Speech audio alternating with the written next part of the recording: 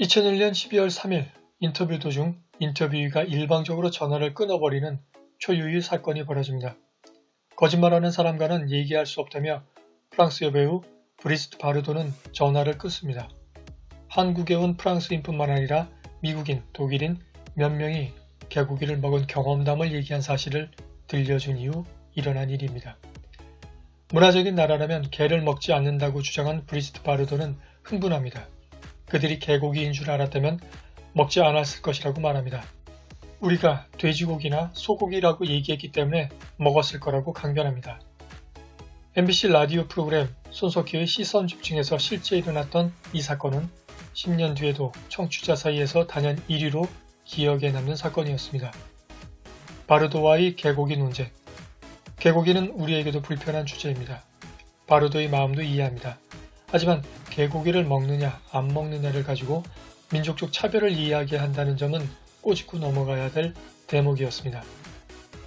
여러분은 문화적인 나라라면 개고기를 먹지 않는다고 말했던 프랑스 여배우에게 어떤 말을 해주고 싶으신가요? 나도 개고기를 먹지 않는다. 개고기를 먹지 말자는데 동의한다. 하지만 우리나라 사람 전체를 야만인이라고 몰아세우는 것은 옳지 않다.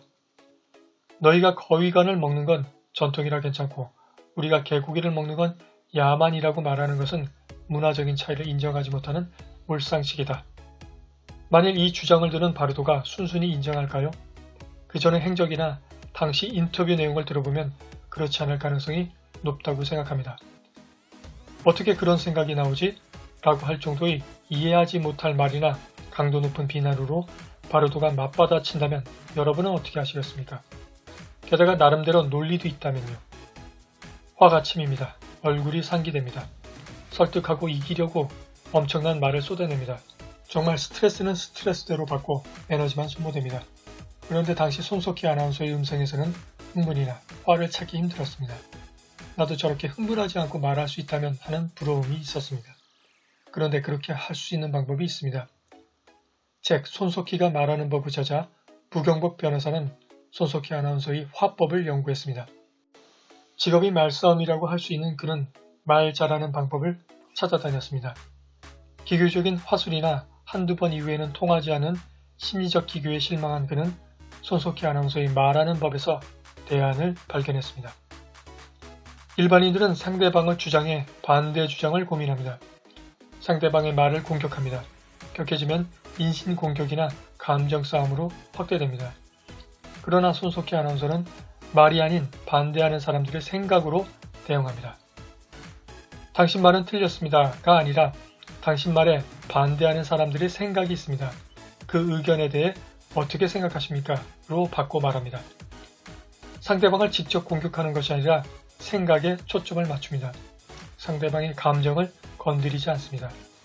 다음 차례가 재밌습니다. 상대방이 나를 공격하는 것이 아니라 내가 제시한 생각에 대한 자신의 의견을 푸는 쪽으로 방향이 전환됩니다. 나는 싸우지 않고 상대방이 생각과 싸우게 만듭니다. 덕분에 나는 흥분을 막고 침착할 수 있습니다. 논쟁에서 흥분하지 않으면서 상대방의 감정적 공격으로부터 나를 보호하는 또 다른 방법은 사실을 먼저 말하는 것입니다. 책의 저자는 손석희 아나운서의 말이 명쾌한 이유를 여기서 찾기도 합니다. 저는 이 명쾌함 속에 흥분을 막고 나를 보호하는 힘도 포함되어 있다고 생각합니다. 한국의 역사와 문화에 대한 이해 없이 개고기를 먹는 풍습을 비판하는 것은 문제라는 주장과 한국의 문화나 역사에 대해 얼마나 알고 있는지 질문하는 것은 다른 전개를 보입니다. 주장을 하면 반대 주장이 올 것입니다. 하지만 사실을 말하면 반대 주장 대신 사실 여부를 먼저 밝혀야 합니다. 이 과정에서 상대방의 취약점이 드러나게 됩니다. 사전에 상대의 공격을 차단하고 유리한 환경을 만들 수 있습니다. 책 손석희가 말하는 법은 화법이나 심리학을 활용한 대화법 이외의 다른 방법을 제시합니다. 특히 흥분하면 논쟁에서 진다는 생각에 이성으로만 흥분을 누르려는 쉽지 않은 방법 대신 흥분이 일어날 부분을 사전에 차단한 방법은 매우 유용하게 쓰일 수 있는 부분입니다. 여기서는 언급되지 않았지만 책에서 소개된 더 많은 방법과 사례를 통해 목소리 높이지 않고 원하는 것을 얻을 수 있는 대화와 협상을 이루시길 바랍니다. 감사합니다.